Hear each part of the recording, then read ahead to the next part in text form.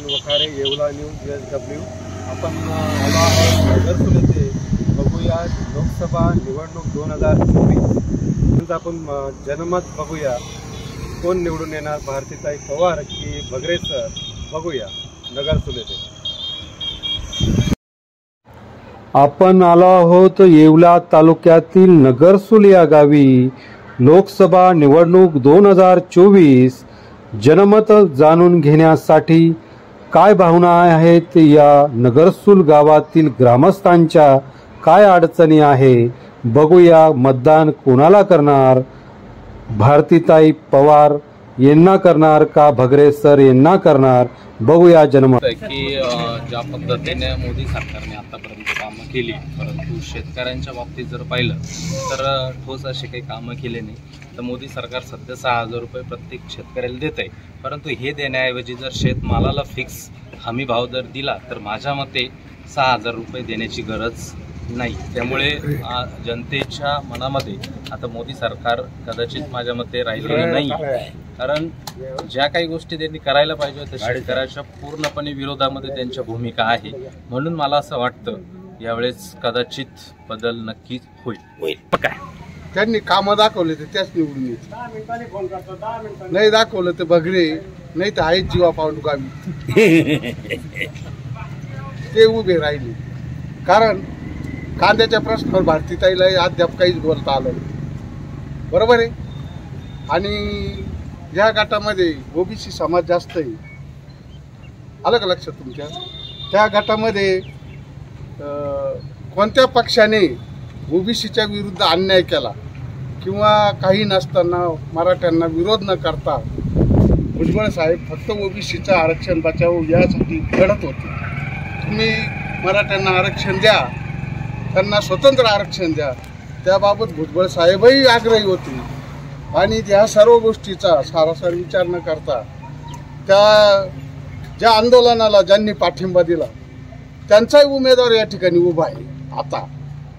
आणि ज्यांनी काम केलं नाही या मतदारसंघात त्यांचाही उमेदवार उभा आहे।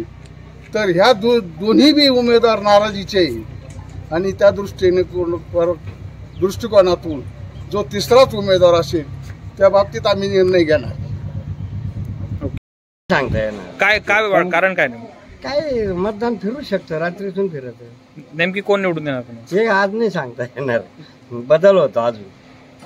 मी बोलतो पण मग घेता म्हणे फायदा। शेती नाही मला शेती नाही, पण काँग्रेसच्या काळात 300 रुपयाला GST देऊ तुम्हाला, खात्यावर पुन्हा सबसिडी देऊ, 400 रुपये 400 त्यांच्याकडे गेले, ते 6,000 आता जमा केले ना, ते सबसिडी मधूनच दिले, बाकी शिल्लक पैसे अजून मोदीकडेचे। काय वाटतं तुमच्या गावामध्ये मागच्या वेळेस भारती पवारांना लीड मिळालं होतं आणि PM किसानचे सगळेच पैसे घेतले सरकारचा GSTचे 20 दिंडोरी लोकसभा मतदारसंघात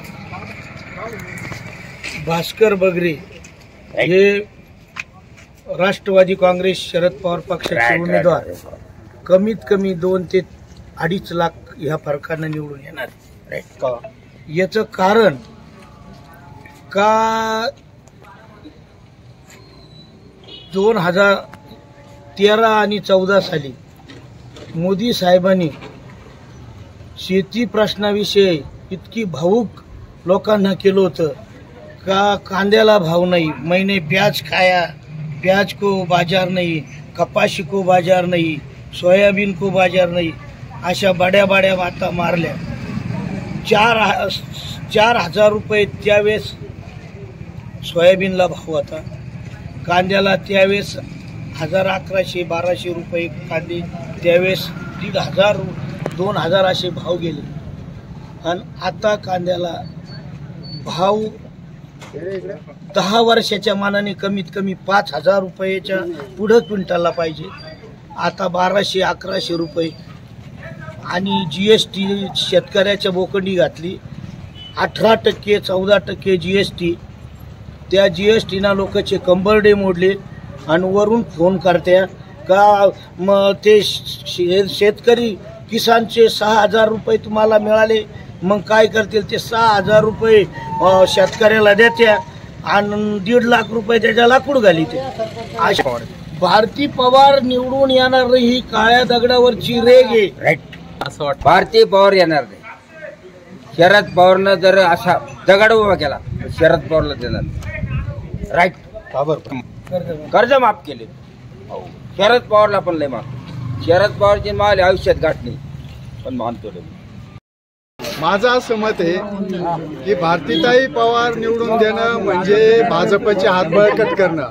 मागील पंचवार्षिकमध्ये आपण भाजपचे हात बळकट केले, परंतु संसदेमध्ये विरोधकांची संख्या कमी पडल्यामुळं शेतकऱ्यांचा आवाज, सामान्यांचा आवाज त्या ठिकाणी दडपला गेला.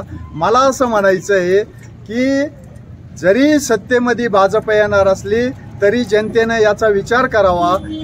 काही विरोधक त्या ठिकाणी गेल्याशिवाय आपल्या आवाजाला त्या ठिकाणी संधी मिळणार नाही, आपला आवाज सरकारपर्यंत पोहोचणार नाही. आणि त्याकरता जनतेनं चांगले विरोधक निवडून देण्याची कृपा करावी अशी मी त्यांना विनंती करेन.